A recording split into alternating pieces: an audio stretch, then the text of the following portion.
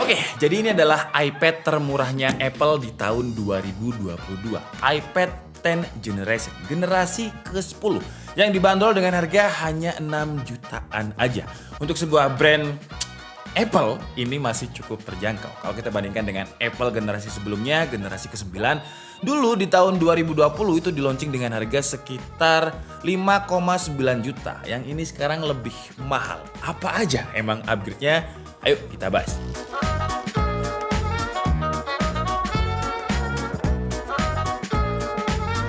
Oh ya, saya mau berterima kasih dulu kepada Wah Gadget yang udah ngirimin kita iPad generasi ke-10 ini. Karena kalau nggak ada Wah Gadget, kita nggak mungkin bahas iPad terbarunya Apple yang paling terjangkau ini. Mungkin kita bakalan bahas politik. Enggak lah, kita nggak bahas politik. Kita bahas transisi kita ke sponsor kita hari ini aja, Livon. Livon merupakan provider digital yang cara pesennya semua serba digital. Jadi kalau kita mau beli, nggak usah ribet-ribet ke counter, nggak usah ngeluarin uang bensin. Kalian bisa lewat online shop atau lewat website resminya Livon. Untuk paketnya, kalau kita buka webnya paling depan, bakal muncul paket PowerGo 20GB yang harganya cuma 50.000 aja. 20GB harga 50.000 ini terjangkau ya. Biasa kalau di provider sebelah harganya udah ratusan ribu dan kuotanya dibagi-bagi lagi. Tapi di Livon nggak kayak gitu. Di Livon semua kuotanya jadi satu. Kalau misalnya udah lewat masa tenggangnya yaitu 30 hari, kuotanya ini nggak akan langsung hangus. Kita bisa beli lagi kuota buat nambah masa aktif dan kuota yang baru kita beli bakal nyatu sama kuota tabungan kita. Enak banget kan? Jadi kuota kita itu nggak hilang. Fitur ini dinamakan Livon dengan data rollover yang bisa menyimpan kuota sampai 1000 GB. Selain itu kita juga dikasih emergency kuota sebesar 3 GB yang bakal aktif kalau kita udah lewat batas pemakaian kuota kita. Nah, nggak cuma itu aja, Livon sekarang ada paket baru yang namanya Power Forever atau kuota seumur hidup yang bisa kalian dapetin dengan cara tukar tambah HP kalian lewat Laku6 atau maujual.com. Karena mereka nerima segala kondisi HP masih nyala, lumayan kan, cuma jualan HP dikasih bonus dari Livon. Terus bonusnya juga nggak gitu aja, dia juga ada bonus kuota seumur hidup up to 10 GB dan cashback sampai 1,5 juta rupiah. Untuk info lengkapnya kalian bisa langsung baca di kolom deskripsi. Link pembeliannya iPad ini juga akan saya taruh di kolom deskripsi. Sekarang langsung aja kita bahas untuk iPad generasi ke-10-nya. Sebelum kita unboxing, kalau saya analisis kenapa dia murah 6 jutaan harganya. Kenapa dia murah? Karena iPad generasi ke-10 ini nggak pakai chipset yang biasanya dipakai di iPad kayak M1, M2 gitu nggak. Dia pakai chipset keluaran 2 tahun lalu 2020 yaitu A14 yang juga dipakai di iPhone 12 series. Tapi dia masih terjangkau ya kalau misalkan perspektif kita cuma lihat chipset aja. Jadi chipset ini juga dipakai di iPhone 12 series dan tadi saya cek untuk iPhone 12 mini aja ya, varian termurahnya iPhone 12 harganya itu di 7,7 juta. Nah ini kalau kita lihat perspektif chipset aja harganya cuma 6,5 juta. Oke lah, jadi sekarang langsung aja kita unboxing si iPad generasi ke-10 ini. Kalau untuk varian warnanya ya dia ada 4, cuman yang kita bahas ini warnanya silver.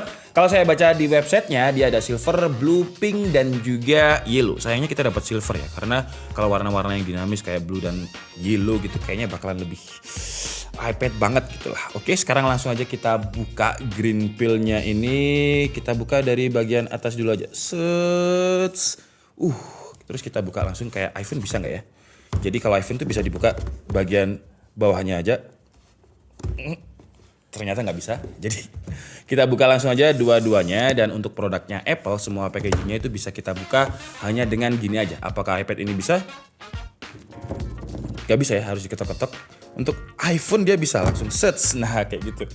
Oke, jadi di dalamnya kita dapat si iPad generasi 10-nya sendiri warna silver. Yang kameranya sekarang berubah, kameranya itu sekarang ada di 12 megapiksel. Tapi nanti kita bahas lebih lanjut. Kita coba lihat dulu di dalam paket pembeliannya ada apa aja. Di sini ada beberapa buku panduan. Ya biasa yang nggak mungkin kita ambil juga, karena kalau misalkan kita jual lagi terus nggak ada ini, biasanya harganya itu drop banget. Nah, untungnya kita masih dapat adapter. Ini adapter ciri khasnya Apple yang 20 watt. Jadi ini adapter dan ya di sini kalau kalian lihat ada tulisannya 20 watt ya, sama persis dengan chargernya iPhone 12. Terus kita juga dapat kabel yang sekarang kabelnya itu udah pakai Type C to Type C. Karena kalau di iPad generasi ke-9 masih Type C to Lightning ya. Ini udah pakai Type C to Type C dan kabarnya nanti semua variannya iPhone itu bakalan pakai USB-C semua karena sama Eropa sudah di-ban ya Lightning. Semuanya harus pakai USB-C dengan alasan ya biar sampah elektronik itu nggak makin banyak. Jadi semua USB-C bisa kepake. Kabelnya sekarang beda, kabelnya itu kayak semacam dikasih braided ya, kayak kabel-kabel gaming kayak gitu, jadi lebih kuat harusnya sekarang. Tapi jadinya lebih kaku, nggak soft yang kayak biasanya. Dan itu di dalam paket pembeliannya cuma ada itu aja. Dan sekarang langsung aja kita bahas untuk iPad-nya.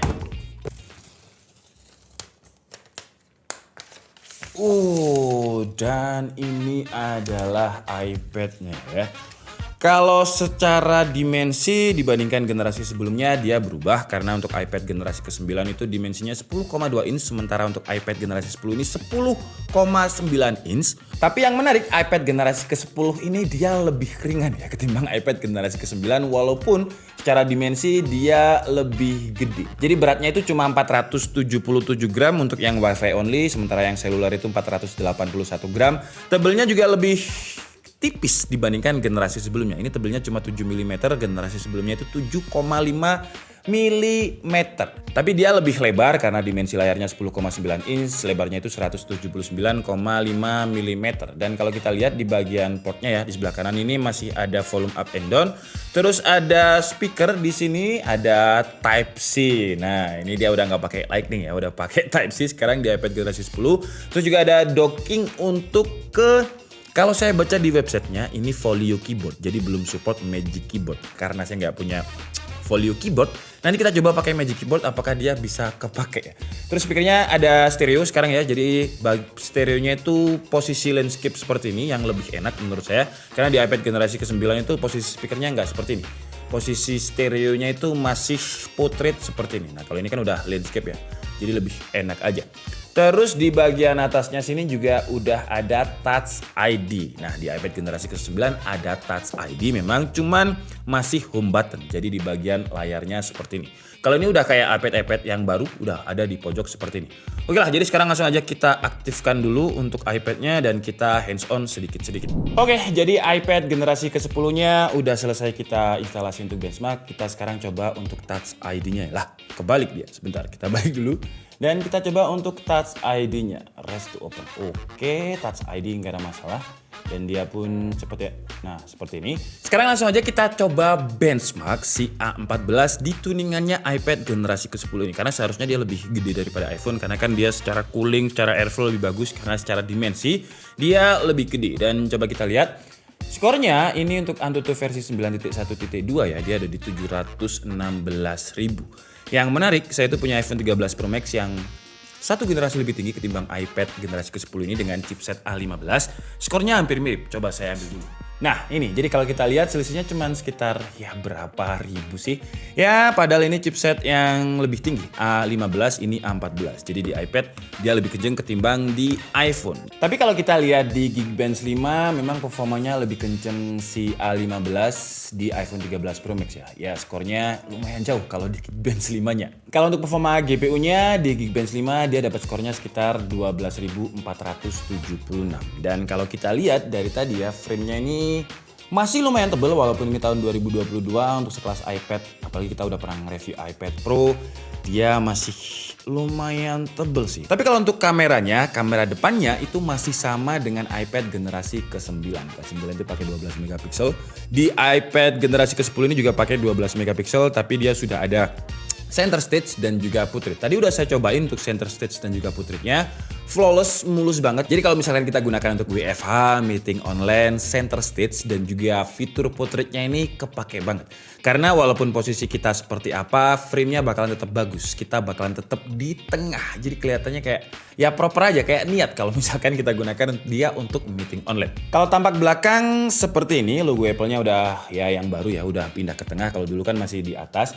Tapi kameranya nggak kayak iPad Pro yang banyak lensanya, ini cuma satu aja, tapi ini udah di-upgrade. Kalau dulu itu 8 megapiksel, sekarang dia pakai 12 megapiksel dengan bukaannya itu f1.8, zoom digitalnya tetap 5 kali, tapi dia ada Smart HDR-nya juga. Nah, yang kerasa banget upgrade-nya adalah di perekaman video. Kalau dulu cuma bisa Full HD, tapi sekarang di iPad generasi ke-10 udah bisa 4K 60 fps. Terus untuk fitur slow motionnya bisa 1080p di 240 fps.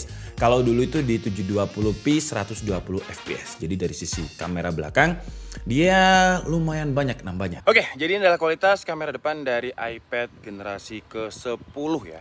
Ini sengaja saya di luar karena sekarang kalau kalian lihat ya gerimis. Jadi kalau misalkan suara saya bisa terdengar dengan lebih jelas, berarti mic noise cancellingnya bagus. Dan ini kebetulan ada motor lewat juga, mobil lewat juga. Kalau suara mobil belakang ini nggak terlalu terdengar, nggak lewat-lewat ya. Nah ini, jadi kita juga bisa mendengarkannya secara langsung ya. Itu teman saya bukan ya? Bukan tapi pelan-pelan. Kalau untuk kestabilannya sebenarnya nggak usah kita tes, karena siapa yang mau ngevlog pakai iPad ya, ini berat banget. Ini saya pakai tangan 2 dan jaraknya sekitar segini. Ini gila gitu. Tapi HDR-nya bagus loh ya. Jadi kalau misalkan saya langsung ke langit tuh tekstur muka saya masih kelihatan dan langitnya mendungnya pun juga masih kelihatan ya. Nah, kira-kira seperti ini. Oh ya, BTW dia juga bisa kita adjust ya untuk kita bikin lebih nge-wide lagi. Dan ini lumayan nge-wide banget kalau kalian lihat bedanya dengan yang tadi ya. Ini beda banget. Bahkan tangan saya sampai kelihatan tapi kalau misalkan seperti ini, HDR-nya bagus loh. Gila. Tuh ya. Kalau kalian lihat langitnya itu teksturnya masih bagus. Dia lumayan nge-wide juga. Dan stabil loh ya. Walaupun nggak mungkin ada yang nge-vlog pakai iPad, tapi kalau misalkan urgent gitu ya, butuh dan kameranya cuman iPad doang, menurut saya masih oke kalau misalkan kita buat untuk backup ya. Sekarang kita cobain kamera belakangnya. Nah, walaupun dia iPad yang mungkin banyak orang nggak pakai kameranya ya buat scan-scan dokumen aja, tapi resolusinya dia bisa 4K 60 fps ya. Ini saya gunakan untuk jalan. Kita coba untuk fokusin dia ke sesuatu deh.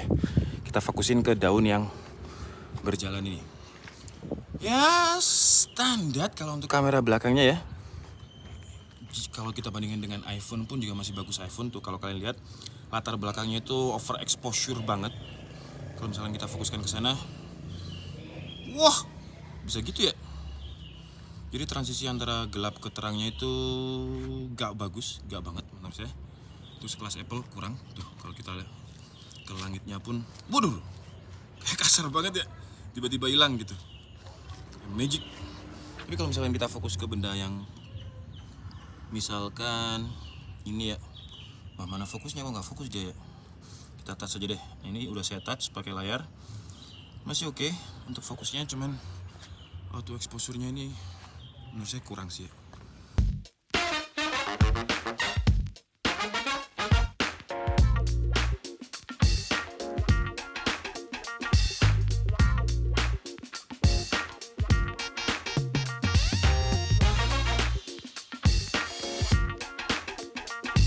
Kalau untuk aksesorisnya, kita ngomongin keyboard dulu. Keyboard itu di iPad generasi ke-9 pakai smart keyboard. Kalau di generasi ke-10 dia pakai Magic Keyboard Folio namanya.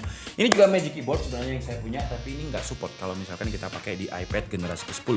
Kenapa? Karena kalau ini kan dockingnya ada di bagian samping sini dan dia magnet. Sementara untuk iPad generasi ke-10 ini dockingnya ada di sini. Jadi kalau misalkan kita pakai seperti ini kan ya nggak mungkin ya.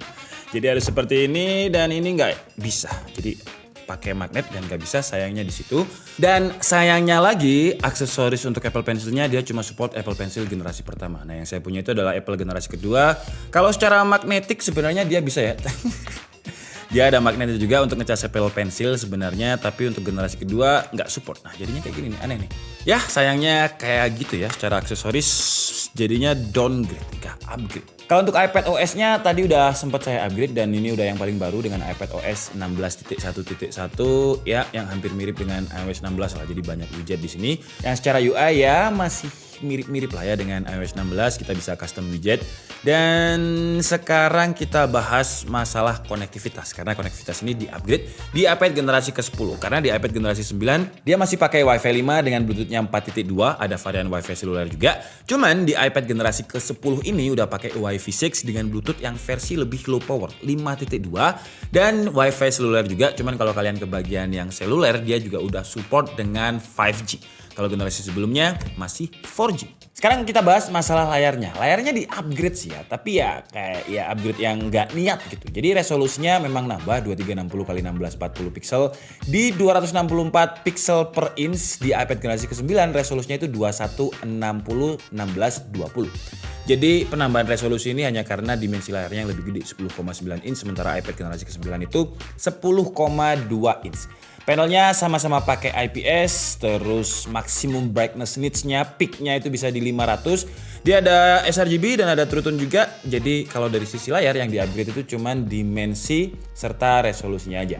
Walaupun memang saya nggak ada komplain sebenarnya, walaupun dia pakai IPS dengan resolusi yang nggak segede iPad Pro, dengan kualitas yang nggak sebesar iPad Pro. Tapi kalau misalkan kita gunakan untuk streaming masih oke. Kalau kalian lihat di sini kualitas warnanya masih cukup bagus. Padahal ini coba ya saya lihat dulu untuk dia dari resolusi berapa nih.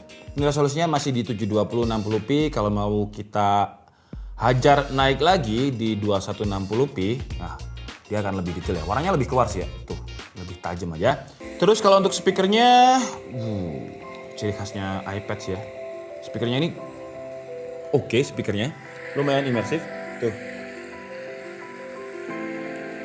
kenceng speakernya, walaupun nggak sekenceng iPad Pro, tapi ini bassnya ada, nggak kayak cuman asal bunyi gitu. Dan kalau kita gunakan untuk nonton full screen kira-kira seperti ini. Barnya itu masih lumayan kerasa gede ya, bagian atas dan bawahnya. Ini padahal udah saya pinch, udah saya full screen. Nah, masih lumayan kerasa gede atas bawahnya. Cuman di iOS 16 ini sekarang kita bisa kayak semacam split view seperti ini. Nah, kita bisa tambahin lagi, misalkan kita tambah Safari di sini. Tuh ya, lebih mudah aja. Terus kita mau tambah lagi misalkan slide over. Nah, kita juga bisa kayak gini nih. Jadi dia kayak semacam floating. Ini pun sebenarnya di Samsung juga ada ya, bukan fitur yang baru juga. Oke lah, jadi mungkin cukup segitu aja unboxing dan juga hands on nyobain dikit-dikit dari iPad generasi ke-10 yang udah di redesign seperti ini. Ya secara desain memang masih Apple banget, tapi berubah lah ketimbang generasi sebelumnya. Dia memang terlihat lebih bagus, lebih slim dengan chipset yang baru juga. Kalau untuk baterai, performa gaming dan performa produktivitasnya nanti aja di video reviewnya kita bahas. Sekarang ini dulu untuk first impression saya. Ya kalau secara desain dia oke, kamera depannya tadi bagus, sudah kita cobain dengan center stage-nya. Cuman yang saya sayangkan adalah aksesorisnya. Aksesorisnya kenapa kok backward ya? Jadi yang support itu cuman Apple Pencil generasi pertama dan juga di Magic Keyboard Folio. Kalau misalkan Apple mau bikin satu ekosistem aja ya udahlah, keyboardnya iPad ya iPad semuanya bisa gitu. Menurut saya akan lebih bagus dan Apple Pencilnya harusnya support generasi kedua. Karena generasi pertama saya udah saya jual dan saya ganti generasi kedua. Kalau gini kan saya harus beli generasi pertama lagi ya. Repot dong. Terus kalau untuk performanya kita lihat di Antutunya tadi dia masih mirip-mirip dengan A14 di iPhone 13 Pro Max saya. Tapi kalau kita lihat dari perspektif Geekbench 5 memang performanya masih lebih unggul di i15 iPhone 13 Pro Max. Tapi overall dengan harga 6 jutaan, 6,5 juta lebih tepatnya, link pembeliannya nanti akan saya taruh di kolom deskripsi. Peningkatannya dibandingkan dengan generasi sebelumnya, sekarang dia udah pakai USB-C ya, udah nggak pakai Lightning. Terus juga dari sisi layar udah di redesign, kalau dulu udah masih pakai home button, sekarang udah Touch ID kayak iPad sekarang. Speakernya udah posisi landscape untuk stereonya. Kamera depannya tadi saya suka, kalau untuk kamera belakang menurut saya masih sama aja dengan iPad generasi ke-9. Tapi kamera depannya oke sih, kalau kita gunakan untuk WFH dengan center stage-nya tadi, bagus. Kalau untuk kekurangannya menurut saya upgrade di layar sih ya. Layarnya ini masih sama aja dengan generasi sebelumnya, cuman ditambahin resolusi karena dimensinya lebih gede aja, 10,9 inch. Tapi yang menarik dengan dimensi yang lebih gede, dia lebih ringan dan juga lebih tipis dibandingkan iPad generasi sebelumnya. Jadi gimana menurut kalian dengan 6,5 juta dia worth it to buy atau enggak? Silahkan tulis di kolom komentar. Saya Dika Setiabudi and see you on the next video. Bye-bye.